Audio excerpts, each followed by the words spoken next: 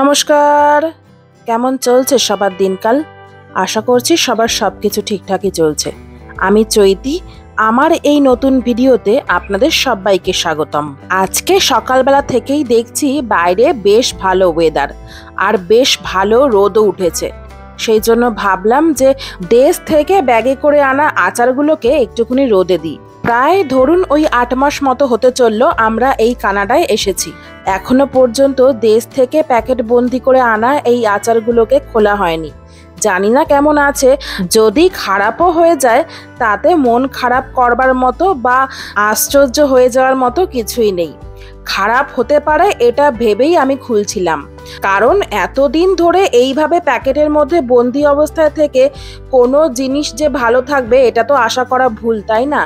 যখন আমরা নতুন এই দেশে এসেছিলাম তখন কিন্তু এইখানে বেশ ভালোই রোদ ছিল।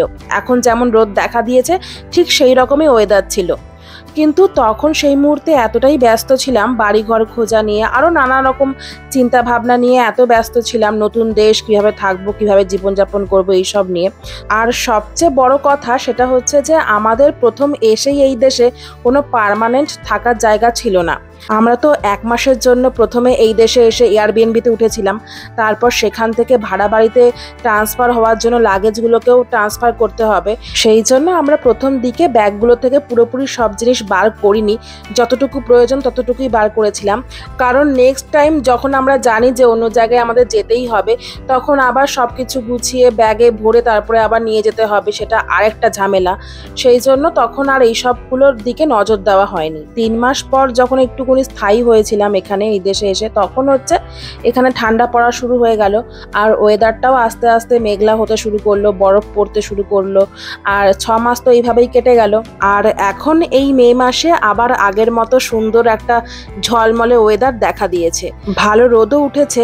আর সেই জন্য এখন এই আচারগুলোর ওপর এখন নজর পড়েছে। ভাবলাম এত সুন্দর রোদ যখন, তখন এই আচারগুলোকে একটু সুন্দর করে গুছিয়ে রোদে দিয়ে দিই প্যাকেটগুলো খুলে। আর শুধু শুধু রোদে দেবো না, কারণ বাইরের অনেক নোংরা ধুলোবালি এসে পড়বে, যদিও এখানে ধুলোবালি কম তবুও হাওয়া তো আছেই, আর হাওয়ায় কি না কি এসে পড়বে খাওয়ার জিনিস বলে কথা। সেই জন্য একটুখানি পাতলা করে টিস্যু পেপার কেটে এই আচারের কৌটোর ওপর দিয়ে দিলাম, যাতে রোদটা ভেতরে খেলতে পারে আর বাইরের কোনো ধুলোবালি নোংরা এসে না পড়ে আচারের মধ্যে। সেই জন্য এইভাবে আটকানো আর কি, একটুখানি গার্ডার দিয়ে আটকে দিলাম যাতে হাওয়ায় খুলে না যায়। আর এই আচারগুলো ছিল আম তেল আচার, সেই জন্য প্যাকেটগুলো থেকে একদম তেল বেয়ে বেয়ে চপচপ করে পড়ছে। আর আমি সেই জন্য এগুলোকে শুধু শুধু খালি বসালাম না, কারণ যেখানেই বসাবো সেখানেই তেল নিচে লেগে থাকবে। আর সেই জন্য আমি ওই বাজার থেকে নিমকি টিমকিগুলো যে প্যাকেটে করে আনি সেইগুলো না আমি রেখে দিই, কোনো কাজে লাগবে সেই ভেবেই। আর দেখুন এখন বেশ কাজে লেগে যাচ্ছে, তখন জানতাম না কি কাজে লাগবে। বাঙালি তো সব জিনিস রেখে দেওয়া একটা স্বভাব, কোনো না কোনো কাজে লেগেই যায় ঠিক এভাবে। ব্যাস এবারে এই বক্সগুলো ধরে ধরেই আমি রোদে দিয়ে দেবো, নিচে আর তেলও লাগবে না। এই যে এইটা হলো ঝাল ঝাল লঙ্কার আচার, প্রায় অর্ধেকের বেশি এটা শেষও হয়ে গেছে। কারণ এই একটি মাত্র আচারই এসে সঙ্গে সঙ্গে খোলা হয়েছিল, যাতে ডাল দিয়ে খেতে ভালো লাগে, লঙ্কার আচার যেহেতু, সেই জন্য। এখন ভাবলাম সব আচারই যখন রোদে দিচ্ছি তখন এই আচারটাকেও রোদে দিয়ে দিই। এই বা কেন বাদ যাবে বলুন? তবে খেয়াল রাখতে হবে হঠাৎ করে যেন বৃষ্টি চলে না আসে, এখানকার ওয়েদারকে তো এক ফোঁটাও বিশ্বাস করা যায় না। এই এখন এত সুন্দর চড়া রোদ দেখে আচারগুলোকে রোদে দিলাম, হঠাৎ করে 1 ঘন্টা পর দেখলাম ঝমঝমিয়ে বৃষ্টি নেমে গেল। এই রকমই ওয়েদার এখানে। তারপরে এখন চলে এলাম দুপুরবেলা রান্নার আয়োজন করতে। আজ হচ্ছে আমার হাজবেন্ডের জন্মদিন, সেই জন্য ভেবেছি একটুখানি ইলিশ মাছ আর তার সাথে খাসির মাংস করব। আর তার সঙ্গে 5 রকম ভাজা ভুজি ডাল এগুলো তো থাকবেই। তাই আজকে যেহেতু অন্য দিনের থেকে রান্নার চাপটা একটুখানি বেশি, সেই জন্য আজকে প্রথমেই আমি ঝামেলার কাজটা আগেই সেরে নিচ্ছি। ঝামেলার কাজ বলতে ইলিশ মাছ তো এনেছি বাজার থেকে কিনে, তবে এই মাছগুলো না ছাল ছাড়িয়ে দেয়নি, পিস করে দিয়েছে, ওদের একটা কাটার মেশিন আছে সেখানে, কিন্তু মাছের আঁশগুলোকে ছাড়িয়ে দেয়নি। এখন এই আঁশগুলোকে আমাকে ছাড়াতে হবে পরিষ্কার করে। আর দেখুন মাছের গায়ে কি একটা খবরের কাগজের মতো কাগজ আটকানো আছে, এইটা যতক্ষণ না পর্যন্ত মাছগুলো নরম হচ্ছে ততক্ষণ পর্যন্ত এই কাগজগুলো খুলতেও চাইছিল না, খুব আঠার মতো আটকে ছিল মাছের গায়ে। যেহেতু এই মাছটা ডিপ ফ্রিজে রেখেছিলাম সেই জন্য মাছটা একটু শক্তও আছে, তাই আমি চাইছিলামও যে ইলিশ মাছটা শক্ত থাকতে থাকতেই মাছের আঁশগুলোকে কেটে ফেলতে, কারণ ইলিশ মাছ যেহেতুই খুব নরম হয় আর তার উপরে আবার গোটা মাছ না, পিস পিস করা মাছ, তার আঁশ ছাড়াতে, কাটা মাছের আঁশ ছাড়াতে নরম হয়ে গেলে খুবই কষ্ট হবে। সেই জন্য এই শক্ত থাকতে থাকতেই মাছের আঁশগুলোকে আমি ছাড়াতে চাইছিলাম, তাই জন্য একটুখানি জলের মধ্যে ভিজিয়ে রাখলাম মাছগুলোকে, যাতে হালকা একটু নরম হয়, আঁশ ছাড়ানোর জন্য উপযুক্ত হয়, এরকম টাইপের একটা টেম্পারেচারে মাছগুলোকে রাখতে চাইছিলাম। সত্যি বলতে এই প্রথমই আমি জীবনে মাছের আঁশ ছাড়াচ্ছি, এর আগে কখনোই আমি মাছের আঁশ ছাড়াইনি। মাছ ধুয়েছি পরিষ্কার করে, কিন্তু মাছের আঁশ কখনোই ছাড়াইনি, কারণ আমাদের দেশে তো সবাই জানেন মোটামুটি মাছের আঁশ ছাড়িয়েই বিক্রি করে, মাছ কেটে কুটেই তারপরেই দেয়। কিন্তু এখানে যেহেতু নিয়মটা আলাদা, সব কিছু নিজেদেরকেই করতে হয়, তাই এইভাবেই মাছের আঁশ ছাড়ানোর অভিজ্ঞতাও একটা হয়ে যাচ্ছে। আর আঁশ ছাড়াতে গিয়ে মনে হচ্ছিল আমার মাছটা গোটা থাকলেই হয়তো আরও সুবিধা হতো, তাহলে লম্বা করে টানতাম, পুরো গোটা মাছেরই আঁশ ছাড়ানো হয়ে যেত তাড়াতাড়ি করে। এইভাবে প্রত্যেকটা পিস ধরে ধরে আঁশ ছাড়ানো আমার মনে হচ্ছিল এইটা বেশি ডিফিকাল্ট, এটা বেশি কঠিন আর কি কাজটা। কিন্তু গোটা আনলে তো আমাদের কাটার মেশিনও নেই আর সেইভাবে কোনো বটিও নেই, ছুরি দিয়ে এই মাছগুলো প্রপার শেপে কাটাও যায় না এরকমভাবে, সেই জন্য কাটিয়েই আনতে হবে প্রতিবার, আর এইভাবেই আঁশ ছাড়াতে হবে এখানে, সেটা আমি বুঝেই গেছিলাম। যাই হোক, ভালো খেতে গেলে এইটুকু কষ্ট তো করতেই হবে। তারপরে মাছগুলোকে ভালো করে ধুয়ে নিয়ে একটুখানি হলুদ আর লেবু দিয়ে মাখাচ্ছিলাম। এর মধ্যে কিন্তু আমি এক ফোঁটাও নুন দিইনি, কারণ এই মাছটাকে আমি একটু সংরক্ষণ করে রাখবো ফ্রিজে, কারণ এতগুলো মাছ তো একবারে খাওয়া যাবে না। এই মাছগুলো তুলে রেখে মাঝে মাঝে যখন ইচ্ছা হবে তখন খাবো। আজকে 4 পিস খাবো আর বাদবাকি সব পিসগুলোই তুলে রাখবো। অনেকেই হচ্ছে ইলিশ মাছে লেবু দেওয়াটা পছন্দ করেন না, কারণ ইলিশ মাছের নিজেরই একটা আলাদা গন্ধ আছে, স্বাদ আছে, সেটা লেবু দেওয়ার পর খানিকটা হলেও কমে যায়। কিন্তু আমার হাজবেন্ড যেহেতু মাছের আঁশটানি গন্ধটা সহ্য করতে পারে না, সেই জন্যই আমার এই লেবুটা দেওয়া। লেবু না দিয়ে শুধু হলুদ মাখিয়ে রেখে দিলেও কিন্তু ইলিশ মাছ ডিপ ফ্রিজে ভালোই থাকে। তবে জানেন তো, এই মাছগুলো ফ্রোজেন হলেও এই ইলিশ মাছটা বেশি দিনকার ফ্রোজেন নয়, বেশ টাটকাই ছিল। কাটার সময় দেখছিলাম, মানে আঁশ কাটার সময় দেখছিলাম ইলিশ মাছগুলো থেকে টাটকা রক্ত বের হচ্ছিল। যাই হোক, তারপরে যে কটা ইলিশ মাছ আজকে খাবো, রান্না করব আর কি, সেইগুলোকে বাইরে রেখে বাদবাকি ইলিশ মাছগুলোকে আমি ডিপ ফ্রিজে তুলে রাখলাম। আর এদিকে নিয়ে নিলাম খাসির মাংস। খাসির মাংসটাকেও বেশ ভালো করে ধুয়ে নিয়ে তার মধ্যে একটুখানি হলুদ, 1 চামচ শুকনো লঙ্কার গুঁড়ো, 1 চামচ নুন, আর ওই 2.5 চামচ মতো দই দিলাম, আর খানিকটা সর্ষের তেল দিয়ে এই পুরো মাংসটা কিছুক্ষণের জন্য ম্যারিনেট করে রাখবো। আর এখানে খাসির মাংস আছে ওই 700 গ্রামের কাছাকাছি। পুরো মাংসটা যেটা এনেছি সেটা পুরোটাই রান্না করিনি, কিছুটা তুলে রাখলাম ফ্রিজে, ডিপ ফ্রিজে, অন্য আরেকদিন হয়ে যাবে, কারণ 2 জন মাত্র মানুষ, কত আর খাবো।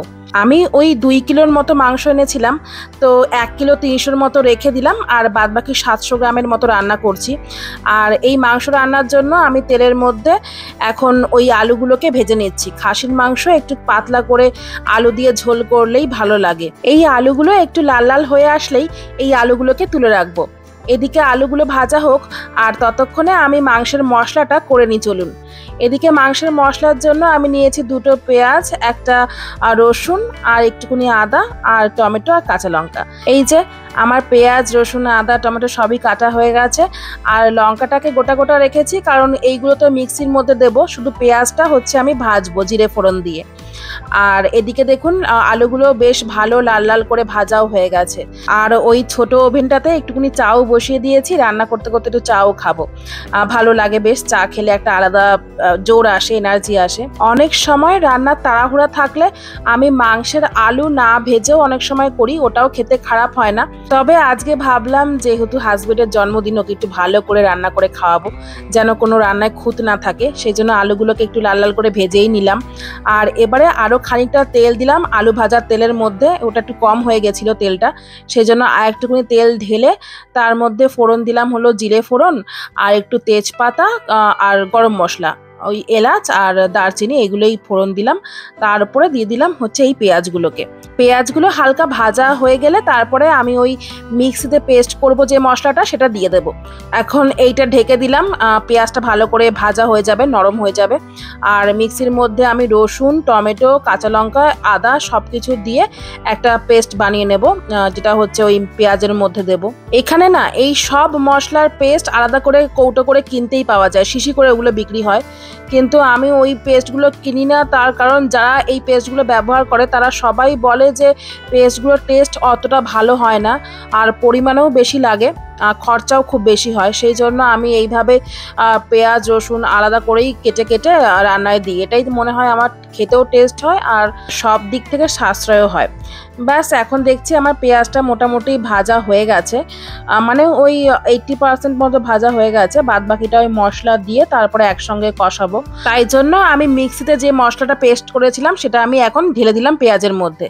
এখন সব কিছু ভালো করে মশলাটাকে নাড়িয়ে চাড়িয়ে কষাবো যতক্ষণ না পর্যন্ত মশলা থেকে তেল বেরিয়ে আসছে। আর আমি একটা জিনিস লক্ষ্য করেছি যে স্টিলের কড়াইতে রান্না করলে মশলা কষাতে যেন বেশি টাইম লাগে। এদিকে আমি কড়াইয়ের ওই মশলাটার ওপর খানিকটা হলুদ, খানিকটা জিরে গুঁড়ো, ধনে গুঁড়ো, লঙ্কার গুঁড়ো আর নুন মিশিয়ে এই মশলাগুলোর সাথে ভালো করে কষাবো। জানি না কেন আমার মনে হয় এটাই যে এই কড়াইয়ের মধ্যে মশলা কষাতে আমার বেশি টাইম লাগে। আমার একটা ননস্টিকের প্যানও আছে, সেখানেও রান্না করি, মশলা কষাতে অতটা টাইম লাগে না যতটা না এই স্টিলের কড়াইতে লাগে। তবে মাংস টাংস করলে যেহেতু একটু বেশি বড় জায়গা লাগে, সেই জন্য আমি তখন এই স্টিলের কড়াইটাতে রান্না করি। না হলে আমি বেশিরভাগ দিনই দেখবেন ওই ননস্টিকের কড়াইতেই রান্না করি। যাই হোক, তাহলে এবার আসা যাক রান্নার দিকে। এই কড়াইয়ের মশলাটা তো কষানো হয়ে গেছিল, দেখলেনি তেলটা ছেড়ে এসছে। তাই জন্য আমি ওই খাসির মাংসগুলো ওর মধ্যে দিয়েও দিলাম। আর খাসির মাংসের সঙ্গে মশলাটাকে ভালো করে নাড়িয়ে চাড়িয়ে আমি ঢেকে দিয়েছিলাম। আর এখন যখন দেখলাম ঢাকনা খুলে, দেখি এই অবস্থা।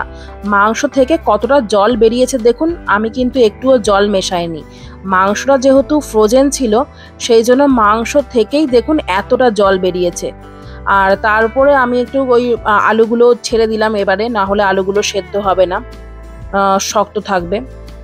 এবারে আমি আলুগুলোকে ছাড়ার পর ঝোলের মধ্যে মিশিয়ে আমি আরেকবার ঢাকনা দিয়ে দিলাম। তারপর 5 মিনিট পর ঢাকনা খুলে দেখলাম যে কি অবস্থা। দেখলাম ভালোই অবস্থা, বেশ তেল টেল ছেড়ে এসছে। মনে হয় না খাসির মাংসটাকে আর প্রেসার কুকারে দিতে হবে বলে। একটুখানি সসও দিয়ে দিলাম, বেশ একটু টক মিষ্টি ভাব আসবে। আর আমি বেশিরভাগ রান্নাতেই সস দিই, সেটা আপনারা জানেনই। সস দিয়ে রান্না খেতে আমার বেশি ভালো লাগে। আর মাংসগুলো কেনার সময় বুঝিনি যে মাংসগুলো এত ভালো, পুরো কচি পাঠা যেটাকে বলে ঠিক সেই রকম মাংস। আমরা যারা হচ্ছে দেশে থাকতে কোনোদিন মাংস নিজের হাতে কিনিনি, মাংস কিভাবে কিনতে হয়, কি দেখে কিনতে হয়, কোন মাংসটা কিনলে ভালো হবে জানি না, তারা এত সুন্দর মাংস কিনতে পারবো সত্যি ভাবিনি। কারণ খাসির মাংস এমনিতেই তো শক্ত হয়, আর দেশে তো খাসির মাংস প্রেসার কুকারেই রান্না করতো মা ঠাকুমারা। দেখতাম যে প্রেসার কুকারে 4-5টা সিটি দিয়ে তারপরে কষানো মশলার মধ্যে রান্না করছে, বা মশলার সঙ্গে মাংসটাকে কষিয়ে তারপরে প্রেসার কুকারের মধ্যে দিয়ে সেইভাবে খাসির মাংসটা রান্না করছে। কিন্তু এখানে ভেবেছিলাম যেহেতু এই দেশে সব কিছুই ফ্রোজেন আর বাসি, হয়তো আরও বেশি সিটি দিতে হবে।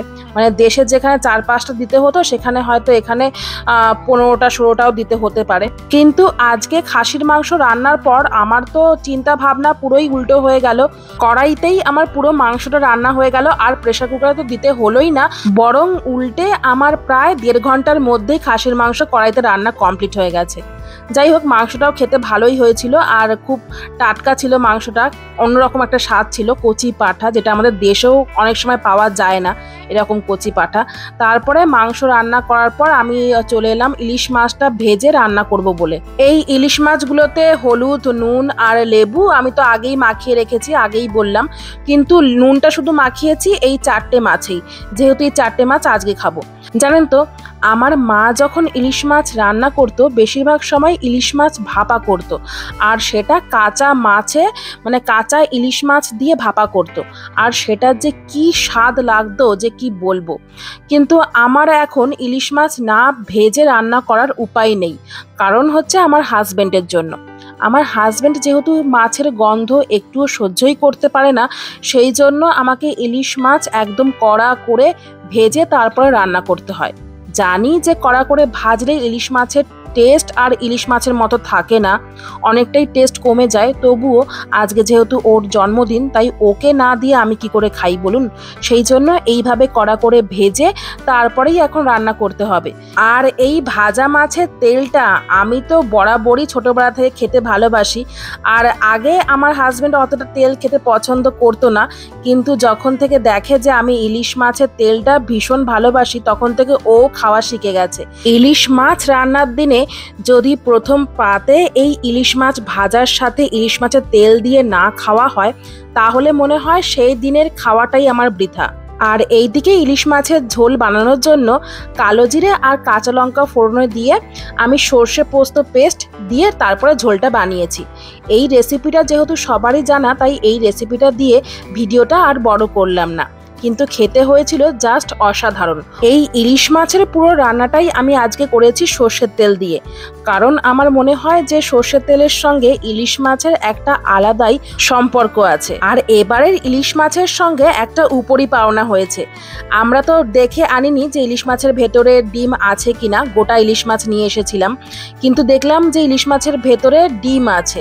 আর ডিম তো খেতে আমি বরাবরই ভালোবাসি, মাছের ডিম, তো সেটা একটা উপরি পাওনা হয়ে গেছে। বাড়িতে জানাতে সবাই বলল যে ইলিশ মাছের ভেতরে ডিম থাকে, সেই ইলিশ মাছের নাকি স্বাদ কমে আসে, কিন্তু আমার মনে হয় যে ডিম থাকাটাই ভালো। এটা একটা উপরি পাওনা, ডিমও পাওয়া যায় মাছও পাওয়া যায়। আচ্ছা, এই কথাটা কি সত্যি যে ডিমওয়ালা ইলিশ মাছের স্বাদ কম হয়? আপনারা যদি কেউ জানেন অবশ্যই কমেন্ট করে জানাবেন। রান্নাবান্না তো সব কমপ্লিট হয়েই গেছে, তাই জন্য এখন সাজিয়ে দিলাম বরের জন্মদিন স্পেশাল দুপুরবেলার লাঞ্চের থালি। 5 রকম ভাজা দিয়ে আমি ভাতটা সাজিয়ে দিলাম প্লেটে। প্রথমেই হচ্ছে ইলিশ মাছ ভাজা, তারপরে বেগুন ভাজা, কয়েকটা ফুলকপি ভাজা, চাকচাক করে আলু ভাজা, আর তার সঙ্গে সসেজ ভাজা। আর সাইডে দিলাম বাটিতে ডাল, সর্ষে পোস্ত দিয়ে ইলিশ মাছ, আর তার সঙ্গে মাটন, আর এই যে চাটনি আর ইলিশ মাছের তেল। আর শেষে একটু মিষ্টি মুখ না করলে হয়, জন্মদিন বলে কথা, সেই জন্য বানিয়েছিলাম একটুখানি ফিন্নি টাইপের পায়েস, আর তার সঙ্গে ওই গোলাপ জামুন। এই হচ্ছে আজকের জন্মদিনের দুপুরবেলা লাঞ্চের থালি। জানি যে খুবই সামান্য আয়োজন, মা বাবা সবাই থাকলে হয়তো আরও বেশি ভালো আয়োজন করতো সবাই, কিন্তু আমি যেমনটি পারি তেমনটাই আয়োজন করেছি। আজকের দুপুরের লাঞ্চের থালিটা জন্মদিনের কেমন হয়েছে অবশ্যই কমেন্ট করে জানাবেন। তবে লাঞ্চটা সাধারণ হলেও এত সুন্দর গুছিয়ে দেওয়াতে আমার হাজব্যান্ড কিন্তু খুবই পছন্দ করেছে। আর রোজ দিন যেহেতু এইভাবে গুছিয়ে খাওয়া হয় না, একবারে কড়াই থেকেই নিয়ে নেওয়া হয়, সেই জন্য এত সুন্দর করে জন্মদিনে গুছিয়ে দেওয়াতেও খুবই খুশি হয়েছে। আর বিকেলবেলায় আমাদের আজকে আনা হয়েছিল জন্মদিন স্পেশাল পিৎজা। বেশি করে চিজ আর চিকেন দিয়ে এই পিৎজাটাকে স্পেশাল করে বানানোর কথা বলা হয়েছিল, কিন্তু খাওয়ার পর দেখছিলাম যে বেশি করে চিজ দিতে বলেছিলাম সেটা তো দেয়নি, উল্টে এর জন্য আরও $2 এক্সট্রা নিয়েছিল। যাই হোক, কিছু করার নেই, যেমনটা দিয়েছে তেমনটাই খেতে হবে। আর এই পুরো গোটা মিডিয়াম পিৎজাটার দাম নিয়েছিল এখানে $17, মানে $15 হওয়ার কথা ছিল, কিন্তু আমরা যেহেতু বেশি করে চিজ আর বেশি করে চিকেন দিতে বলেছিলাম এক্সট্রা করে, সেই জন্য আমাদের থেকে আরও $2 বেশি নিয়েছিল, মানে হলো $17। 1040 টাকা দাম এই মিডিয়াম সাইজ পিৎজাটার। তাই জন্য আমি খাচ্ছিলাম আর হাসছিলাম এটা ভেবে যে দেশে থাকলে হয়তো এই টাকায় অনেকগুলো পিৎজা একসঙ্গে অনেক বন্ধু বান্ধব মিলে খেতাম, সেখানে এই টাকায় এইটুকু পিৎজা খাচ্ছি। আর সিনেমা দেখছিলাম আর তার সঙ্গে পিৎজা খাচ্ছিলাম। আর এইভাবেই হাসি ঠাট্টায় মজায় গল্প করতে করতে আজকে আমার বরের জন্মদিনটা কেটে গেল, আর বেশ ভালোই কাটলো। আপনাদের আজকের ভিডিওটা কেমন লাগলো অবশ্যই কমেন্ট করে জানাবেন। তাহলে আজকের ভিডিওটা এখানেই শেষ করলাম। সবাই ভালো থাকবেন, সুস্থ থাকবেন, টাটা।